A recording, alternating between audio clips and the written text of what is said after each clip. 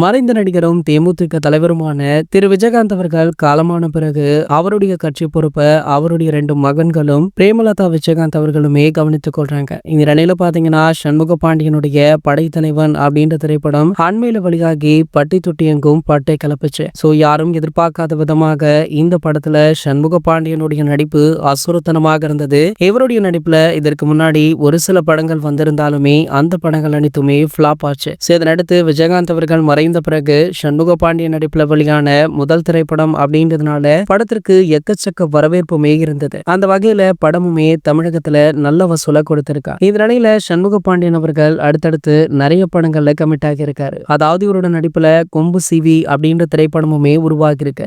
சண்முக பாண்டியன் நடிப்புல வெளியான படைத்தலைவன் திரைப்படத்தை பற்றி ஒரு அதிர்ச்சிகரமான செய்தியை பிரேமலதா விஜயகாந்த் அவர்கள் தற்போது வெளியிட்டிருக்காங்க. அதாவது படைத்தலைவன் படத்திற்கு நிறைய எதிர்ப்புகள் இருந்ததா, அது மட்டும் இல்லாம போதிய திரையரங்குகளுமே தமிழகத்துல கிடைக்கலையா. இந்த பிரச்சனையை முடிச்சு வச்சதே நம்ம ரஜினிகாந்த் அவர்கள் அப்படின்ற தகவல் தற்போது வெளியாகி இருக்கு. அந்த காலத்துல இருந்தே ரஜினிகாந்த் அவர்களும் நம்ம விஜயகாந்த் அவர்களுமே நெருங்கிய நண்பர்கள் அப்படின்றது பலருக்குமே தெரிந்த விஷயம் தான். அந்த நட்பின் அடிப்படையில நம்ம ரஜினிகாந்த் அவர்கள் விஜயகாந்த் அவர்கள் இல்லாத போதிலுமே அவருடைய குடும்பத்திற்கு இந்த உதவியை பண்ணியிருக்காரு. இதனை அறிந்த ரசிகர்கள் முதல் பிரபலங்கள் வரை பலருமே இவரை வாழ்த்திட்டும் இருக்காங்க. இது போன்ற சினிமா செய்திகளை பற்றி நீங்க உடனே தெரிஞ்சுக்க நம்மளுடைய சேனலை மறக்காம சப்ஸ்கிரைப் பண்ணிக்கோங்க.